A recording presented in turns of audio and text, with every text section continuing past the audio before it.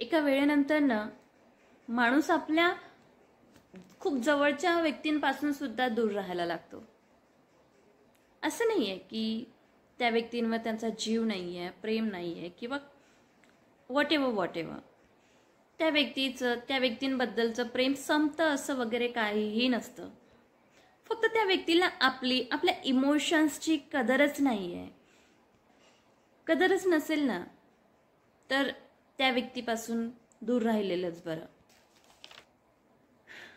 कारण म्हणतात की संकट आल्यानंतर रंग बदलतो आणि माणसं गरज संपल्यानंतर रंग बदलतात.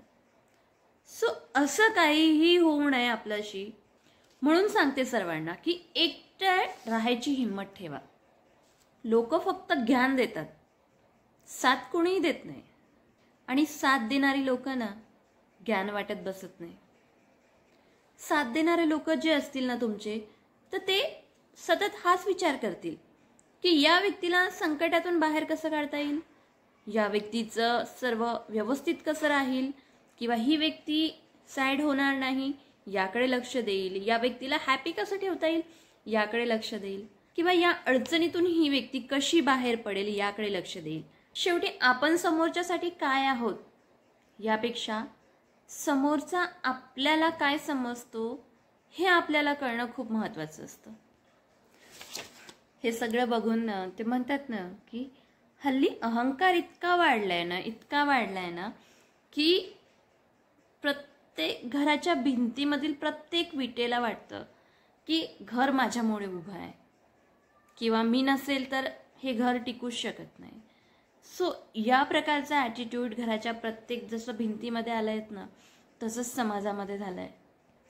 त्यामुळे आजकाल कोणाला दुसरी संधी सुद्धा द्यावीशी वाटत नाही.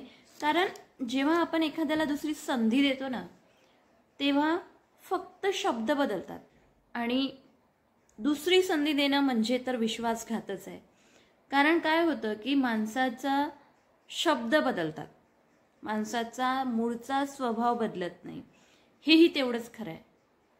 कारण जेव्हा प्रश्न नात्यांचा येतो ना तेव्हा नेहमी म्हटलं जातं की दुसरी संधी देऊन बघा,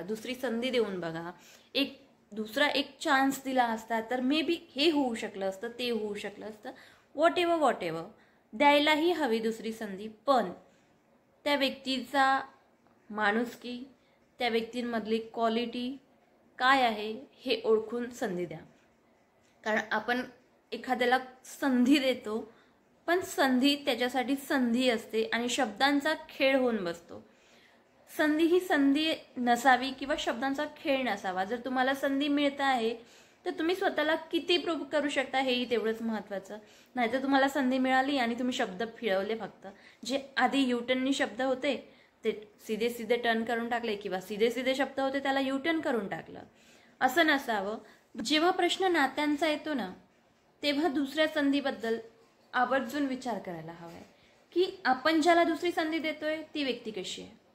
कारण संधी ही फक्त संधी नसते, ती आयुष्यातील एक नवीन टर्निंग पॉईंट असतो जो की तुम्हाला मिळाला असतो. आणि त्या टर्निंग पॉईंटवर तुम्ही काय करणार आहेत हे सगळ्यात महत्त्वाचं असतं. त्यामुळे आपण ज्याला संधी देतोय, ज्या दुसऱ्या व्यक्तीला संधी देतोय, किंवा ज्या व्यक्तीला दुसरी संधी देतोय त्या व्यक्तीचा स्वभाव कसा आहे हेही बघणं तेवढंच महत्त्वाचं आहे. कारण गीतेमध्ये सुद्धा लिहिलेलं आहे की तुमची निंदा नालस्ती तीच व्यक्ती करतो ज्यांची तुम्ही कधी काळी भलाई केलेली आहात. त्यामुळे तुम्ही कुठल्या व्यक्तीला संधी देताय हे नक्कीच बघावं.